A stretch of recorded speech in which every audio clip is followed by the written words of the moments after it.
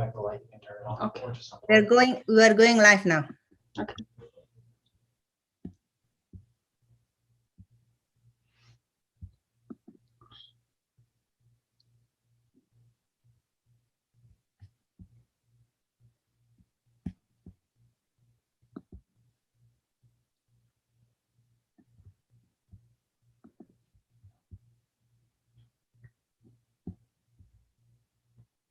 I think we're live. Hello. Hi, I'm Dr. Maria Solindro, Integrative Anti-Aging Medicine practicing in Pasadena, California.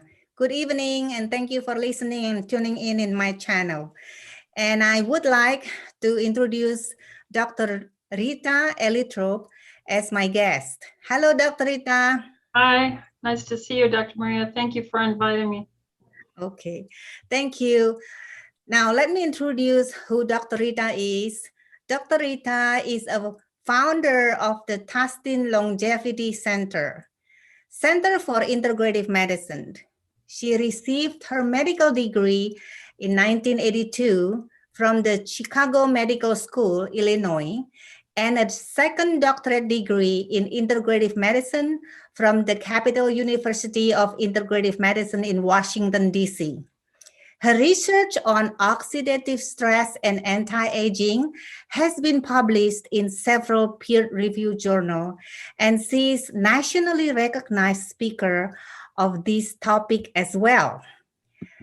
Before we get started today with the topic, which is what to eat when you have cancer, I would like to thank my subscriber for helping me to reach 1,000. If you are new here or have not already subscribed, please do so for my channel and give this video a thumbs up. Thank you. Today's topic is food recommended for cancer patients. Now, we know that Dr. Rita is specialized in nutrition. So this is the time for us to listen very carefully what she's going to say, because we all have to eat, right? And the quote from, I think this one, the quote is, "A healthy outside starts from the inside." And people who have an active cancer or post-cancer treatments wonder what to eat so the cancer will not grow worse or come back. We know that. No diet can cure cancer, but there is enough science evidence that shows that certain food will be beneficial for the cancer patient. What kind of diet has a connection with the condition cancer patients during their treatments and increase the chance of effectiveness of the therapy at the time of the diagnosis?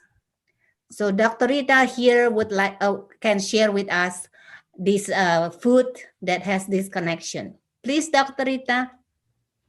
Well, hopefully no one listening has cancer or will get it, but I do believe that we have emerging science. Dr. Walter Longo in San Diego and research there out of SDUC has many articles that are published about calorie restriction.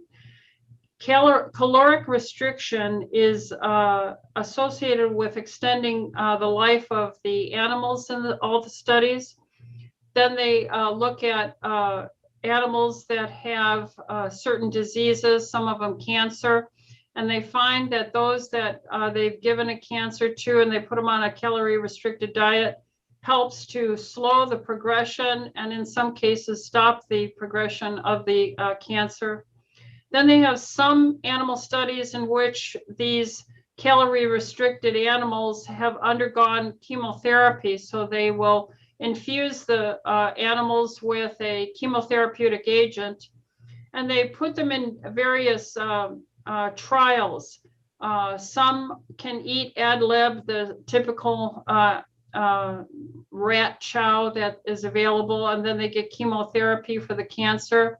Others are put on a diet that has a variation in the components but only the ones that were on a calorie restricted diet or even were fasting prior to the chemotherapy infusion had tremendous extension of their longevity. They lived longer, as well as seeing tumor regression. So if we're going to learn anything from this, and we look at the standard American diet, we have food available to us when we pull into a gas station. We have food selections from fast foods all over. We have our grocery stores have food purchased, pre-made foods for us at the grocery stores. We have telephone apps where we can call up and have food delivered to our house. So we're in a society in which there are so many calories, so much available to us. We are seeing an obesity epidemic.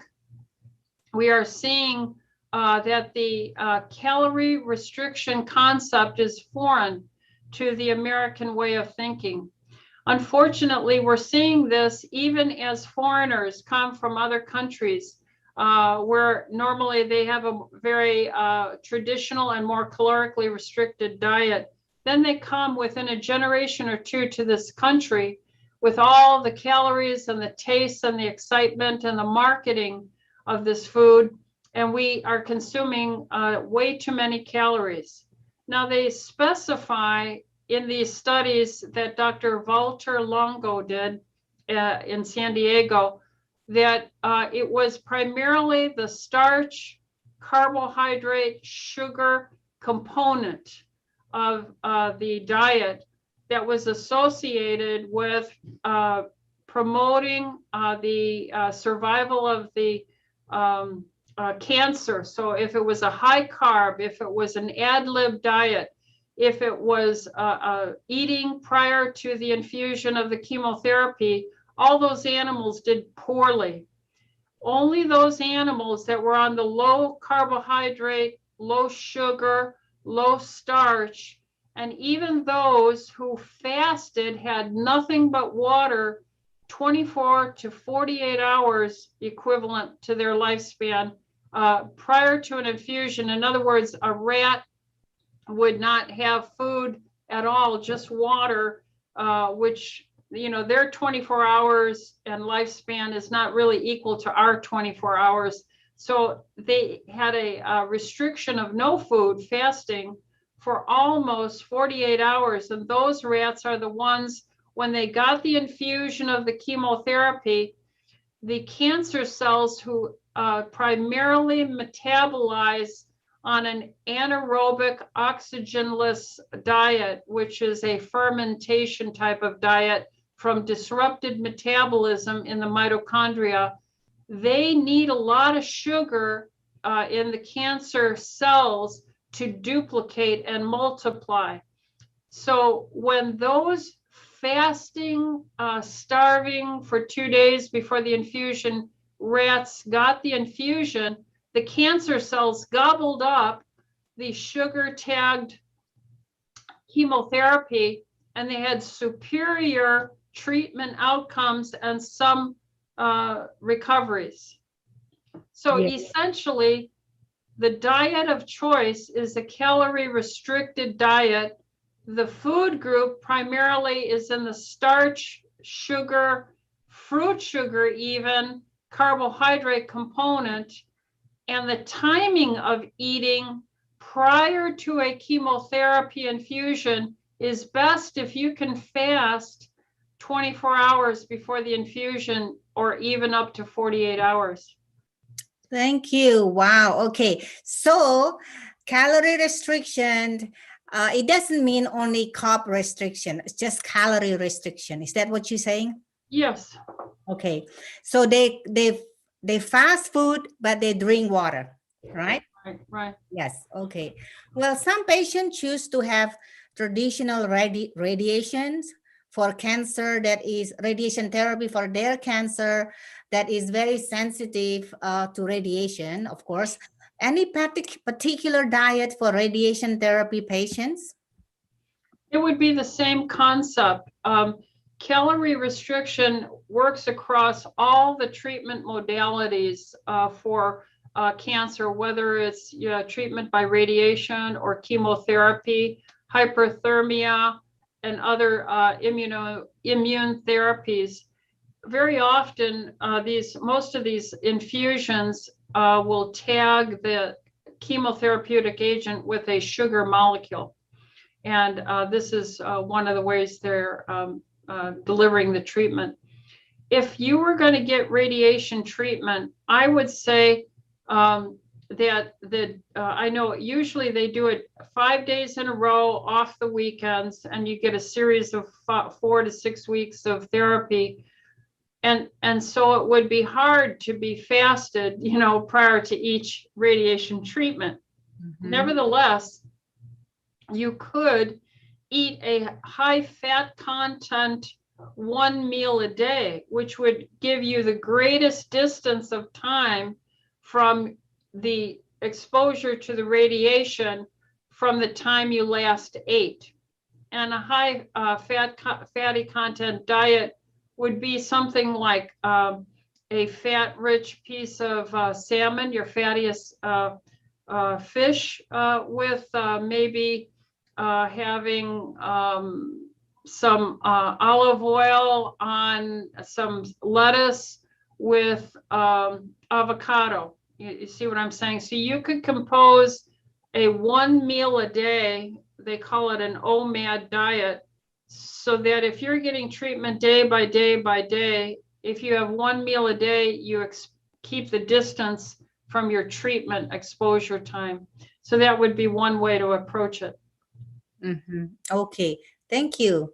It's already hard for this radiation therapy, especially when it's a ear, nose, and throat. Okay, so you're saying there is no difference also for patient with chemotherapy and radiation therapy. They just have to choose their food, the kind of food. Yeah, every situation is different. If you are having a lot of nausea and vomiting, if you can't tolerate solid foods, you might already be on a liquid type diet. Well, then you would have to puree up maybe some avocados, puree up some fatty salmon, and add some medium chain triglycerides to it, coconut oil to it, and make that your 1 meal. But there are ways to do this. You can puree any of these foods. Yeah. So there are some protein shakes out there, but they usually are too high in their starch and carbohydrate sugar. Sugar in them. So the vast majority of over-the-counter protein shakes are way too high. I think if you have in the serving more than 5 to 7 carbs per serving, you're getting in a high carb menu. So most shakes have 20, 18, 26, 27 carbs per scoop, serving to make these shakes. So I think that's dangerous. I'd rather see people use real food where they can puree or eat a salmon, which has the fat in it. They can have coconut oil or pieces of coconut in it. And if they can take solids, just don't make salads full of a variety of things. The more simple the menu when you're in treatment, the more your immune system that lines your whole gastrointestinal system has to figure out every component of what you put into your mouth, every spice you put into your mouth. So if you keep the menu very simple, salmon, avocado, lettuce, olive oil, okay, then your immune system has a little bit of work. But if you have all kinds of things in your shake, your immune system has to figure out the safety of what you're eating, as opposed to a simple menu like that. So we teach a 1-day menu to our patients where whatever they have for lunch, we usually ask them to all skip breakfast so that at most they're having a lunch at noon and their latest menu would be 6 o'clock at night. And they eat the same thing they had at lunch is what they have for dinner. So it's a 1 menu day. So the immune system can focus on what part of their body, wherever the disease or the cancer is at, or the repair needs to be done, not the immune system looking at the food all the time. Because about a third of your blood supply rushes to your gut every time you eat. About a third of your blood volume will go into your gastrointestinal system, and all the white blood cells there are looking and helping your immune system do a surveillance on what you're eating. So simple menu, high fat, protein, very low carb, a 1 menu day. Excellent, excellent. So this next one would be like this. I was thinking when you were explaining, some of the patient comes where they are in the middle of their chemotherapy treatment or radiation treatment, where it actually has already done a lot of not damage, but I'm saying the side effects. So they have lost their appetite. They have a lot of canker sore in their mouth. They just cannot eat. Would you also encourage them to get a nasogastric tube or PEG, peritoneal epigastrostomy, or how do you keep this cancer patient from becoming malnourished? Because we know when they are malnourished, then the therapy also is not good, not successful. Yeah, that's the severe case, a nasogastric or a JE tube in the stomach. And that's very possible. And you can do the same puree and administer it in that fashion. But before that happens, I use products from my suppliers. I'm published in cell membrane repair. And the membrane lining of your cells from your mouth all the way down through your intestine is only 1 cell membrane thick. So that cell membrane is, let me show you.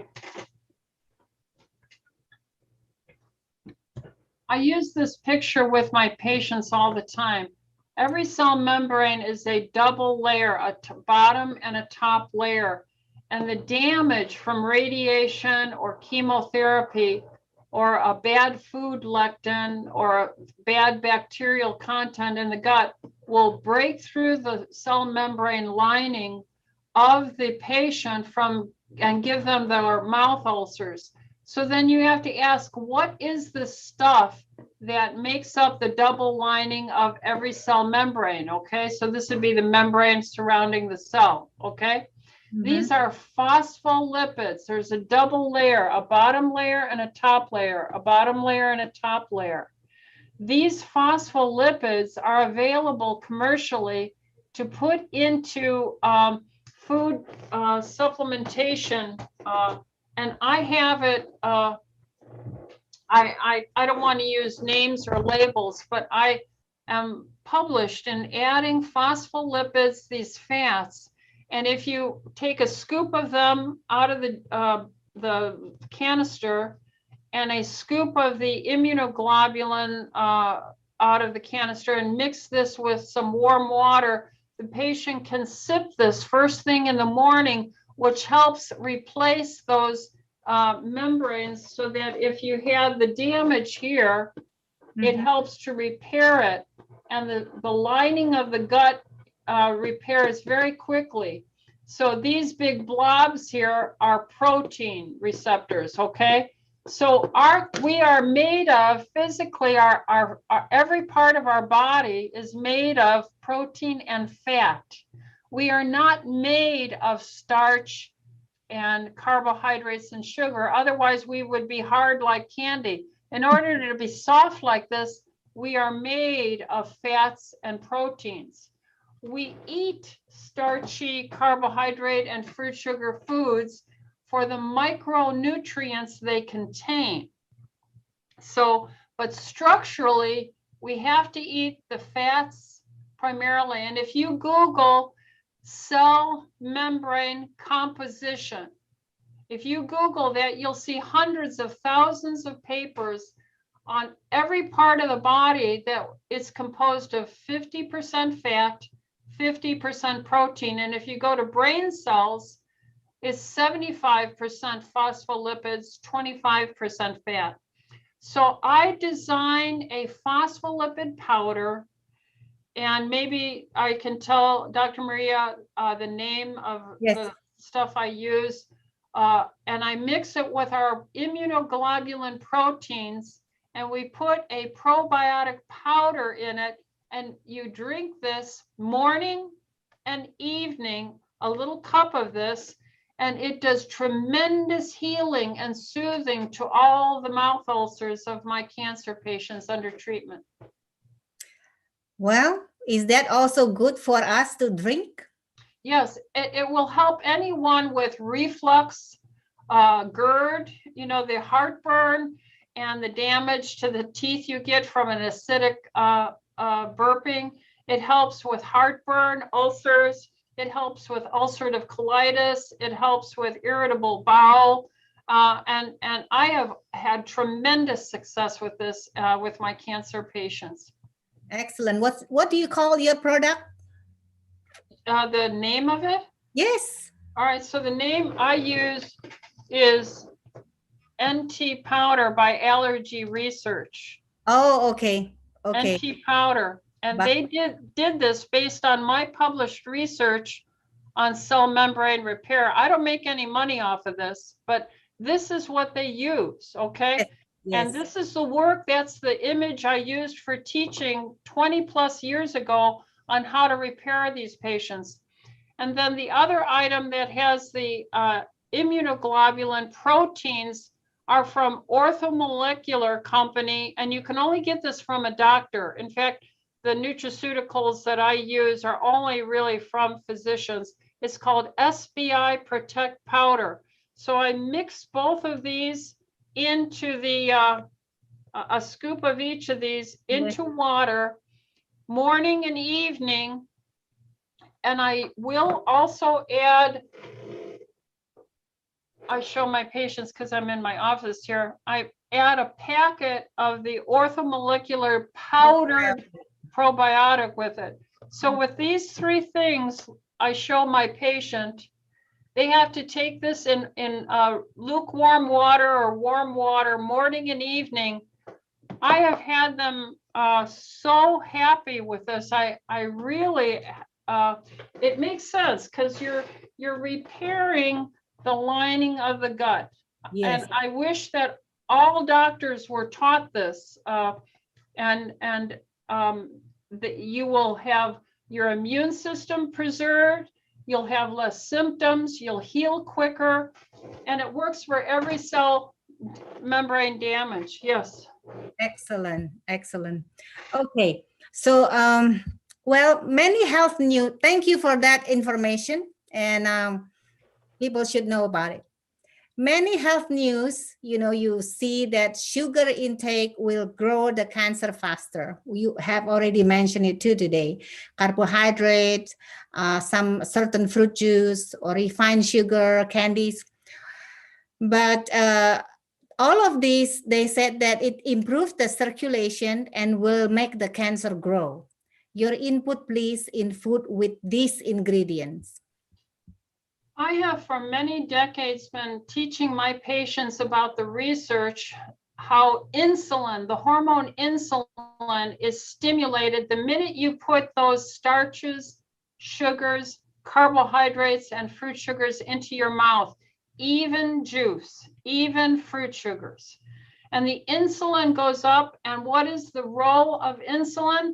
It is to promote the utilization of sugar inside the cell mitochondria to produce energy for the body, for the cell. Now, if you're eating a diet, which most Americans are, much higher in sugar, starch, and fruit sugar, carbohydrates, your insulin levels are going to rise, and we're going to start seeing insulin resistance, and it's going to rise even higher. And you're going to see obesity, and you're going to see heart disease and cancer higher in the obese And people with metabolic syndrome, with blood sugar that is creeping up, diabetes is on the increase. So that insulin promotes growth of fat on the body.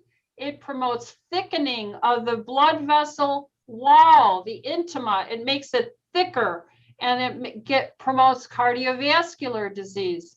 So we teach very clearly that these capillaries and these blood vessels will be promoted to grow and promote the growth of the tumor through the action of insulin and other growth promoting factors through a high sugar, high starch, high fruit sugar juice diet.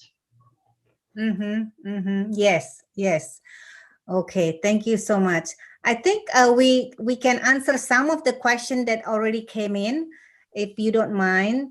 One of them is, what's the worst thing to eat if you have cancer, and what's the best thing to eat to fight and prevent cancer? So I know you have already explained, but is there like let's just review this again. I would eat a higher fat content diet, higher protein, but you could eat too much protein because digestion of the protein can promote some new sugar formation. Some amino acids can convert and be used into gluconeogenesis. But essentially, we need the content of our fat much higher in our diet, then protein, and then a small amount of refined carbohydrates. I would have no processed foods, no fast foods.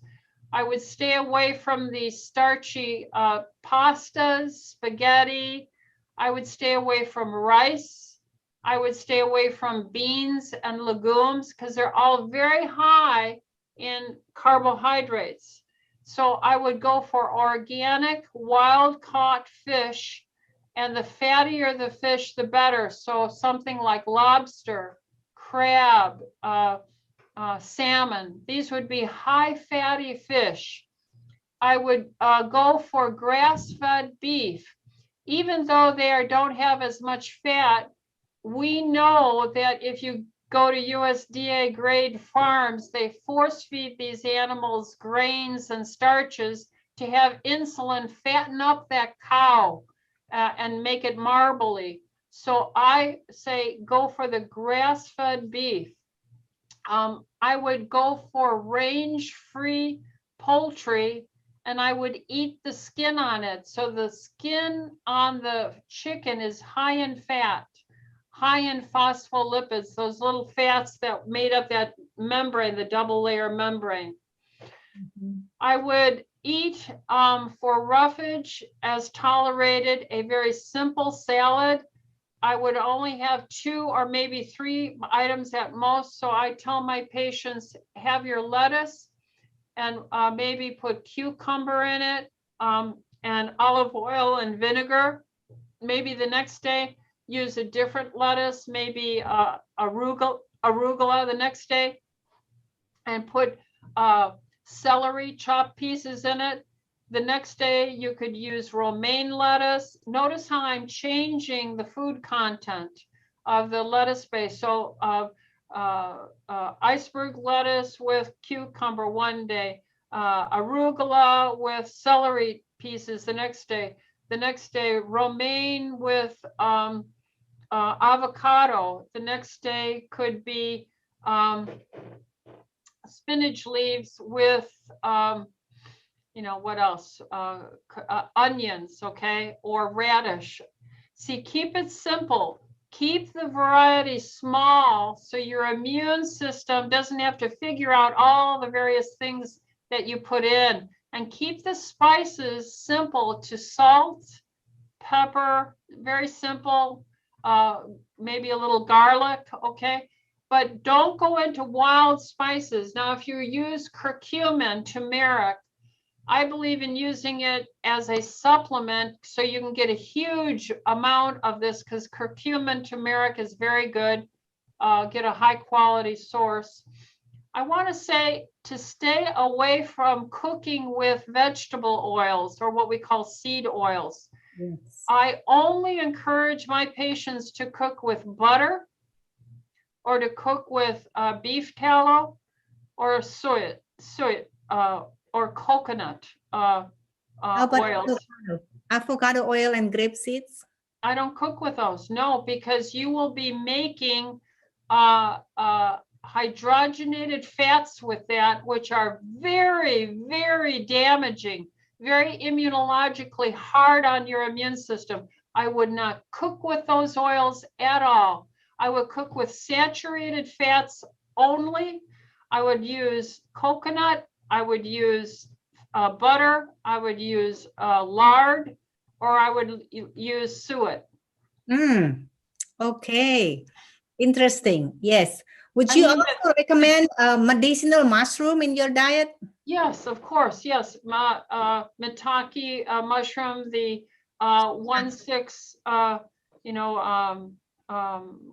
glyco. Yeah, I forget the name of it. Yeah, these are very innate immune enhancing to make your NK killer cells more active and more capable of chewing up. And I would have lots of enzymes.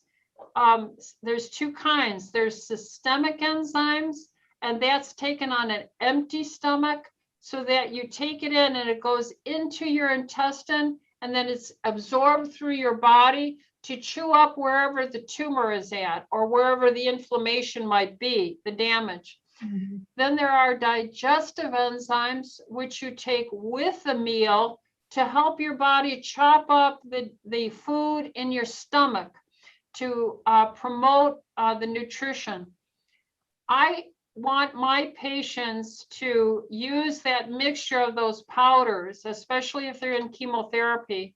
And I often tell them to open up their capsules of their multi-mineral rich in selenium, open up their capsules of their vitamin D, a fat-soluble vitamin, into their water so that they don't have so many pills to swallow.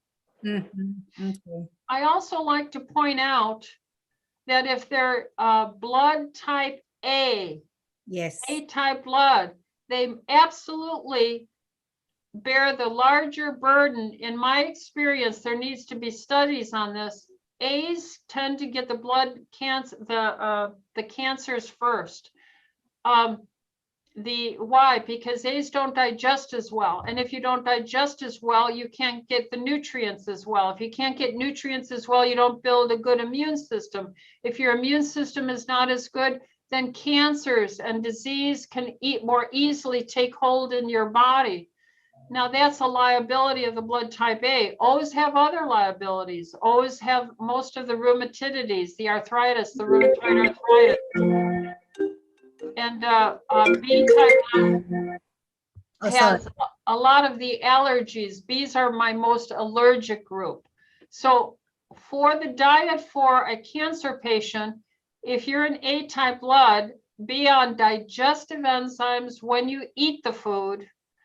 But everyone with cancer needs to be on an empty stomach and take systemic enzymes morning and evening to clean away the killed dead cell, to clean it out, clean out that debris. And then don't forget, this is the #1 nutrient, water. Water is the most important nutrient for any cancer patient. Do you recommend a high pH or alkaline more than regular water? I have, and I have seen some soft clinical evidence. I did a randomized clinical trial here. I was using, I guess I shouldn't mention the name, but I used a famous Schengen? Yeah, I use that. And I did a study with my patients, and I saw a clear improvement in my patients' inflammation markers go down and symptoms go down. So I am in favor of alkalizing the water. Have you also experienced the hydrogen water? I think I see a lot of good use of the hydrogen water.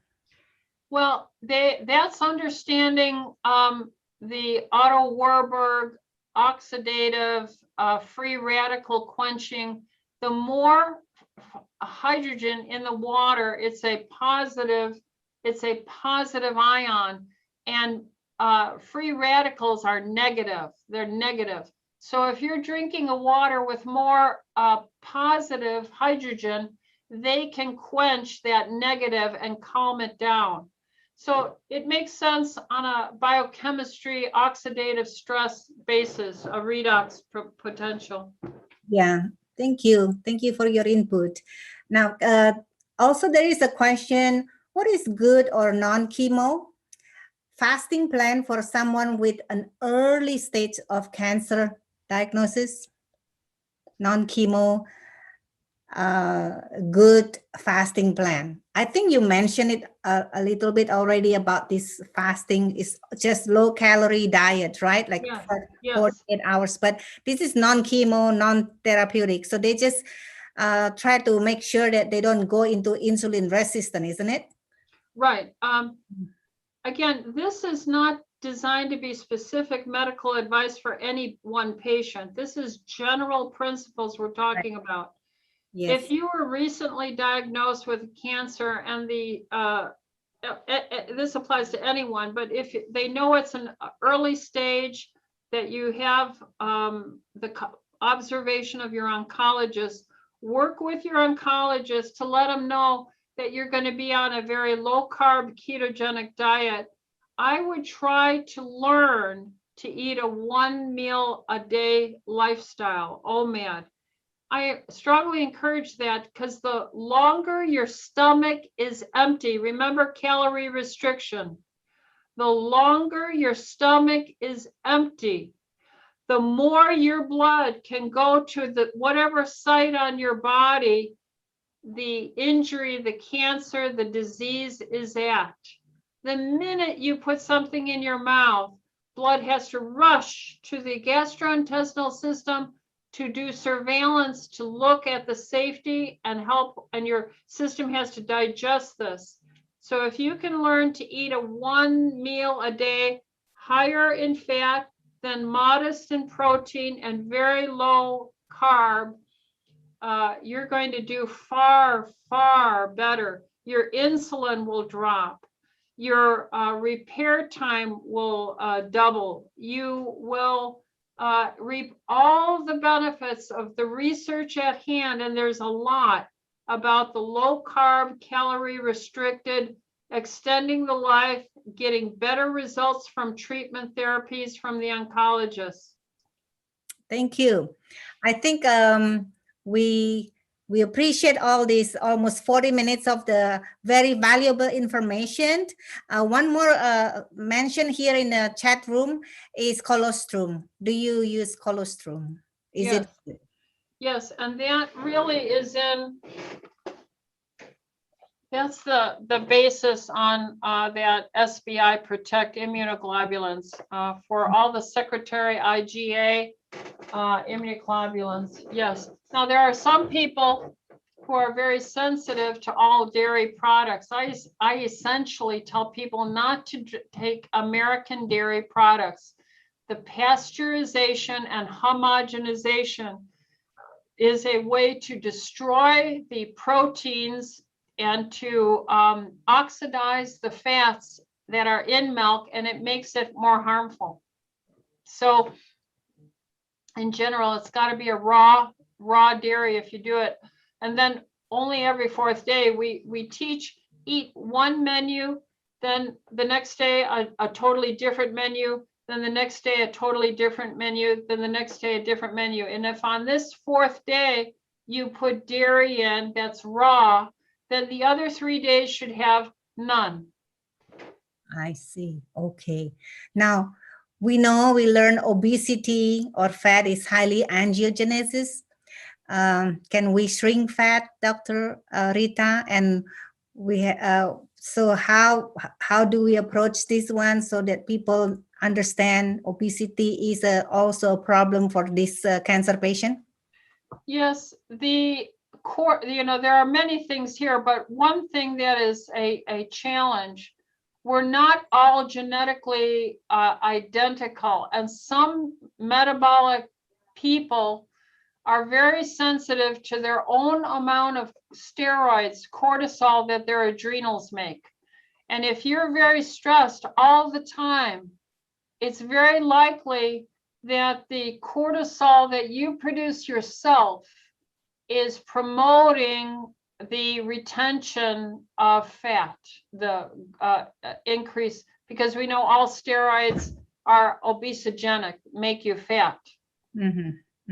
Yes. So having time to pray, having quiet time, taking a walk, reducing and having blessed thoughts of success, hope, hope, faith, and love.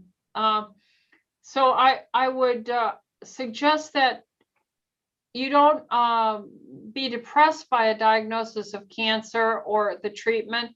You're thankful that there's therapies out there. There are doctors helping the oncologists with dietary guidelines. You don't get depressed about if you've gained postmenopausally 30, 40 pounds. There are doctors, and there's much better science today to help you with your metabolism, but it has to be a low carb background.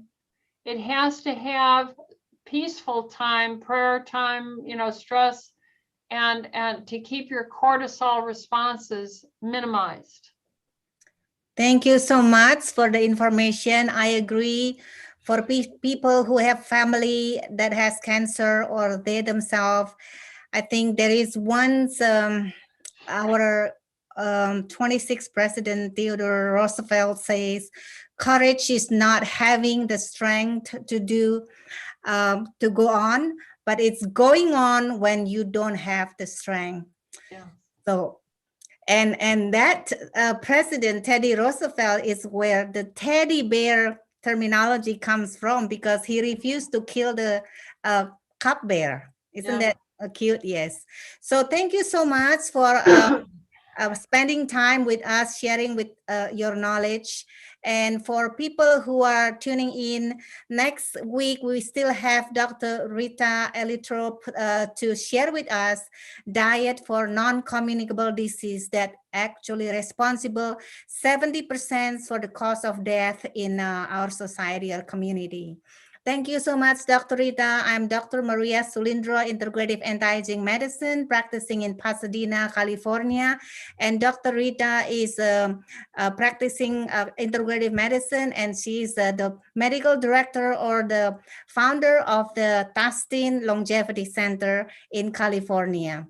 Thank you, and I'll see you next week. Thank you. Thank you.